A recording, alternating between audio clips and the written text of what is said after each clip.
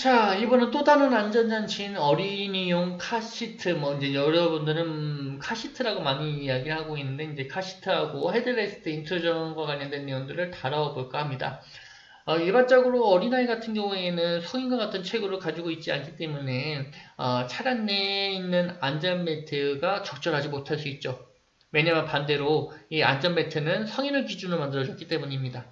그래서 어린아이에게서 이 성인용 안전벨트를 착용하게 되면 적절하게 안전벨트가 착용되었다라고 볼 수가 없게 되는 거죠. 그래서 이 안전띠의 효과를 어린아이에게서는 기대할 수 없기 때문에 만들어진 것이 이 어린이용 시트, 카시트라고 보시면 될 것 같고요. 이와 관련된 내용들을 조금 짧게 정리해서 마무리 짓고 헤드레스트랑 인트루전은 아마 그 다음 시간에 정리를 하고 넘어가야 되지 않을까 싶습니다.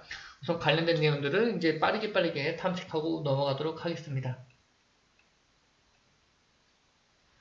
자, 에어백의 아동보호 효과와 관련돼서 조금 다시 한번 언급할까 하는데요. 이전에 배웠던 것이 이제 SRS, 통상 에어백으로 불리는 안전보조 시스템이었습니다.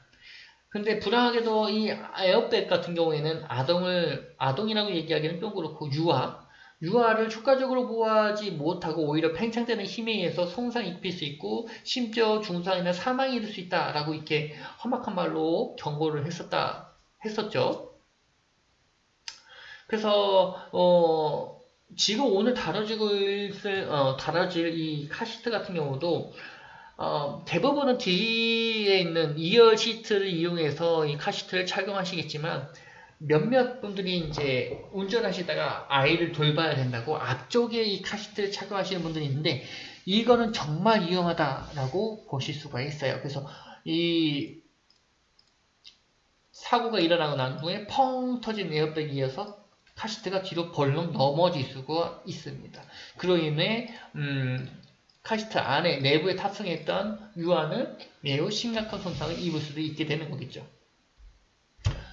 자, 아동보호 시스템 SRS와 관련된 내용들을 볼 건데요. 이런 이유 때문에 앞서 얘기했던 것처럼 항상 카시트는 뒷좌석에 채워야 된다는 점 잊지 말아 주셔야 될 것 같고요.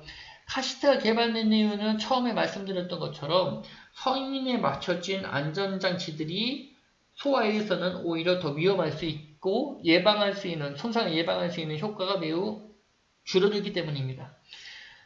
그래서 아동이 아직 발전되지 않은 작고 연약한 신체를 가지고 있기 때문에 카시트가 개발되었고요. 따라서 성인 기준으로 개발된 안전띠나 에어백의 아동은 보호받지 못하게 되는 겁니다.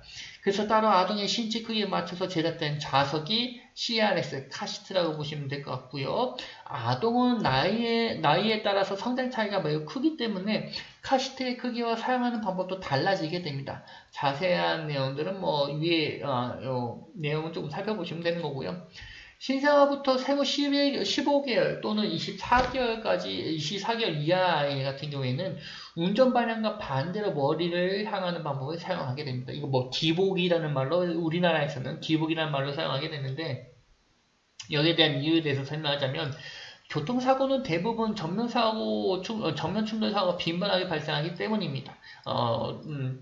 제가 알고 있는 이 통계 수치로는 60에서 80%거든요. 해년마다 틀려지긴 하지만 60에서 80%가 전면 충돌이기 때문에 이 아이의 보호를 위해서는 머리를 반대로 돌려주시는 것이 좋습니다. 그러면 이게 쾅 하고 충돌 받더라도 얘가 앞으로 밀려났을 때 이 단단한 뒤쪽, 카시트 단단한 뒤쪽이 앞쪽에 있는 차량 내부 구조물과 충돌을 하겠죠. 여기서 또 하나 보셔야 될 거는 아기는 목을 가를 수 없기 때문에 사고로 목이 꺾이는 상황을 미연에 방지할 수 있어서 이 방법을 적용하게 되는 겁니다. 어린아이 같은 경우에는 항상 머리 이렇게 감싸서 앉는 걸 보셨을 수가 있는데 아이는 아직 근육 발달이 덜 돼서 머리를 들 수 있는 힘이 없습니다. 그래가지고 이 전면 충돌이 일어나게 되면 아이의 목이 앞쪽으로 확 꺾이게 돼요. 그럼으로 인해서 갑작스러운 기도 손상이라든지 경축 손상이 일어날 수도 있겠죠.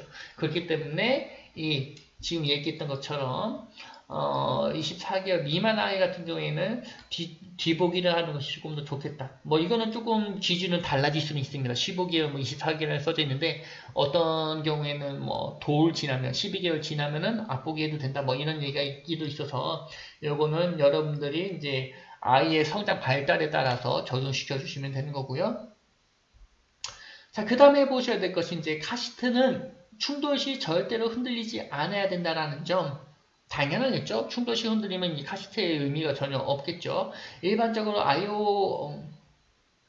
ISO픽스와 레치빌트, 테드빌트라는 것들을 활용해서 차량 자석하고 고정시키게 된다라고 보시면 좋을 것 같고요. 아동에게 적용되는 벨트는 사전식 벨트가 많이 사용됩니다.